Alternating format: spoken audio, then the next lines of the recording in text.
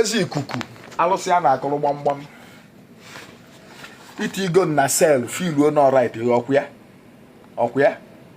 ịbịago lakọ isi mụ na deputy governor lakọ isi mụ na Emeka Ọfọ filuo na right ọkwa ya so wedere kama one thing ka nchọ ịgwa iche na m agbago nkịtị agbabekwa gị nkịtị one thing ka nchọ ịgwa ọkwa ifu obodo anyị nọ dolu n'ọnwayọ golo akpati ozu gbuo inyi debele onwe gị ebe a ya anwakwana anwa ife akpọkatakwana gị ọkụ kpọkata gị ọkụ ite gị ite si na ọka ipinye isi na Nigeria because apart from case gị na Emeka Ọfọ nwe and the deputy governor of Anambra State mụ na gị na-abụ nwegodo our own case mụ na na-abụ nwegodo our own case koghelili nche na-eziokwu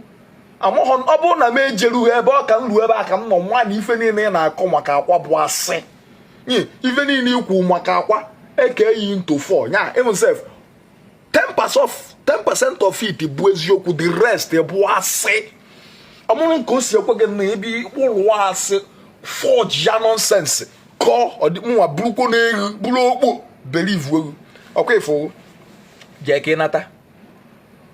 jeke to God anu zukwa na this country Nigeria one oh God obodo na set him up bụ isiokwu. It's not that you set me up bia bụ the main thing na igwe m bụ na ịgakwa n'ihu na-akọkwa nonsense si na maka ndị dibia ka eji wee meme arrest na maka ndị dibia ka eji wee meme arrest si na mpụ na-atasịsị ndị dibịa niile n'ọnụ waala ji ba wee were asị sigide ya call Alhaji Ba all sort of nonsense about me. Alhaji Ba adịghị ekwezi epiki my call ọ dịka ọ na ozu ghọrọ pụta online si onye ọbụla gbagbakwa na-eburugwo m na maka ndị dibịa na-agba vidio na iburu onye dibịa ma na m agbagbugo vidio before waba na-ebujidego Okongwu keta na ndị all the native doctors are in trouble boom allegation n'isi Peter Koba sort of nonsense about me. Meanwhile all nonsense ekogheri ịyọkwa mu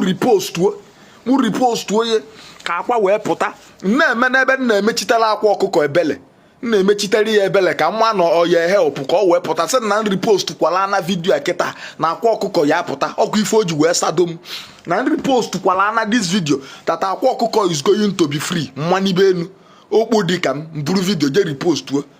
instead akwa ya apụtazi apụta anwụrụ m nwa je tii na se ọbụla asị mmadụ si edego petition against you ọkwa echego jee bata before Emeka Ọfọ akpata gị aka mma emesigodugu nke m before gị na Emeka Ọfọ fa na deputy governor fa na Ebuka Obi fa na ndị niile ịdameji ma ndị niile isusi imi anwụrụsi afa geti na prison. So ndị Igbo ka nkụ nọ na prison today because of this ekperi nwa a na-akpọ Eze Ikuku faka nkụ ọkwa efu ọnwụ erugbo nso but you don't know onye ọbụla gị na ya na-eme ka ife sorry for that person jee ka ịbata mgbe ịbatara well done ịgbagwo 1-0 well done afọ m aka ya si na maka ndị dibịa na-agba vidio ka ya esi mema arrest na na-eme advert nonsense onwero ịgbagwo 1-0 mana ife mma agba iwon so bụ 10-0 10-1 ife mma agba nonsense. You never expect can see your picture and I will not tag you again. Then yeah, anything was at all mona. I wanna make a quote. Enwolo je. Enwolo si bodomase sia sinisim. By inside if you only mesibum. You know what's young na money no. It just no more contact ki in that place. Me mo malon dem am honam no one na maybe the name metalin can one mamma di close to people. My dena ma di close to one nonsense. Jackie bata mwe batalo. J Park, your brother, onye okpobo unu ya nya bataba ka ọ bịa zụrụ ogbu ya sela mba na-ewe m iwe you dey vex me